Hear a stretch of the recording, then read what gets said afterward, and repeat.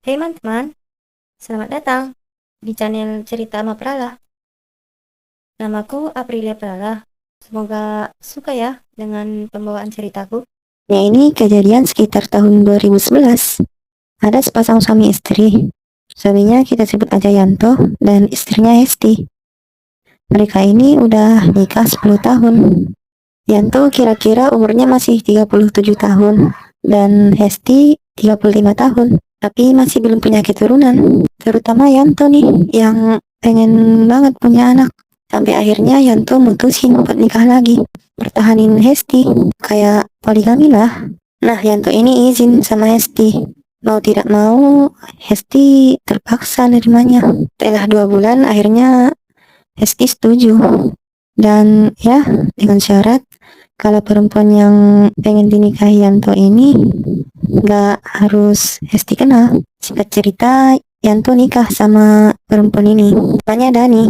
Umurnya kira-kira 27 tahun. Berarti umur si Yanto ini sama Dani kira-kira 10 tahun. Ya, kalau nanya sih kenapa dia mau nikah sama Yanto karena poligami. Nah, dia ini suka sama Yanto dan terjamin juga hidupnya. Karena si Yanto ini kan orang kaya juga. Pasti yang hadir di pernikahan Yanto ini sebenarnya perasaannya itu hancur banget. Dia sepanjang acara cuma nahan nangis. Ya, siapapun yang di posisi Hesti pasti bakal sedih. Sebulan sesudah pernikahan Yanto sama Dani, Hesti masih belum bisa nerima. Dia ini nggak pernah tegur sapa sama Dani. Kalau ada Dani, pasti Hesti langsung buang muka. Di situ Yanto ngasih tahu sama Hesti kalau jangan gitu sama Dani. Tapi di sini Hesti posisinya masih ingin ngerebut hatinya Yanto lagi. Jadi kalau di depan Yanto ini, Hesti bakal jadi istri yang baik, nurut, ya kan? Kalau di belakang ya gak bakal baik sama Dani. Ada juga nih, si Dani ini ngeberi makan Yanto. Tapi Hesti ngerbokinnya. Kalau di sakupnya ada bunga melati gitu. Curiga dong kalau ini ada guna-guna juga. Tapi setahun setelah pernikahan Yanto sama Dani, Hesti ini masih nggak nerima dan malahan nggak kuat. Harus selalu ngalah di pernikahan ini. Kayak harus pura-pura baik di depan Dani. Akhirnya Hesti punya rencana. Asti ini pengen ngeracunin Dani. Akhirnya tiba nih di mana Hesti udah punya racun itu yang dia dapat dari temannya. Nah, sekitar jam 7 malam, pas Yanto sama Dani keluar, Hesti masak buat makan malam mereka. Dia bikin nasi goreng untuk mereka bertiga di rumah. Biasanya yang masak itu pembantu mereka, tapi karena pembantunya lagi pergi, jadi Hesti ngambil alih buat masak makanan mereka. Jadi dicampurin lah racunnya ini ke nasi gorengnya. Jadi dibikin kayak wajannya berbeda. Wajan khusus buat Dani dan khusus buat Yanto sama Hesti. Untuk yang Dani terpisah, yang dibikin racun sama Yanto dan Hesti. Nggak lama kemudian sekitar jam 8, Yanto sama Dani pulang. Dengan nada yang happy, Hesti bilang, udah pulang. Aku masak nasi goreng nih, cukup nih buat kita bertiga. Sama Mas Yanto dan Dani juga cukup. Aku sendokin ya ke piringnya. Di situ posisinya Yanto senang banget. Akhirnya Hesti ini mau nurut sama keadaan. Akhirnya mereka makan di meja makan sambil ngobrol-ngobrol. Ya, Hesti juga basa-basi. Mereka habis dari mana? Jawab, karena di hari itu pas harinya Yanto sama Dani. Jadi kayak mereka ini dari mall dan nonton di bioskop. Ya kayak waktu mereka doang. Jadi kayak harinya ini dibagi-bagi gitu. Kayak hari ini misalnya hari Yanto sama Dani dan besoknya hari Yanto sama Hesti. Jadi kayak selang-seling gitulah. Nah, pas jam 9 malam setelah mereka selesai makan, Yanto sama Dani tidur dan Hesti juga tidur sendirian. Di sini posisinya Hesti deg-degan, sekaligus nggak sabar banget buat lihat reaksi racunnya. Apa bekerja atau enggak? Nah, bener aja, sekitar jam 1 pagi, Yanto teriak histeris-histeris banget. Nah, di sini Hesti datang ke kamar Yanto sama Dani. Di sini dia ngetuk-ngetuk pintu dan langsung bukanya. Kayak pura-pura nggak tahu dan bilang, "Kenapa, Mas?" Terus Yanto bilang, si Dani, dia ngeluarin busa dari mulutnya, terus nggak napas sampai sekarang." Jadi malam itu heboh banget sampai-sampai si Dani ini dibawa ke UGD. Namun si Dani udah meninggal pas tidur. Lihat itu Hesti pura-pura sedih, tapi dalam hatinya dia senang banget. Nah dia ngerasa ya pas banget lah ngeliat itu.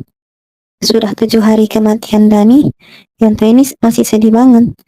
Di sini Hesti masih berusaha buat ngerebut hatinya Yanto lagi. Ya dia selalu ada, tambah perhatian, dan juga udah ke dokter buat meriksa kesehatannya.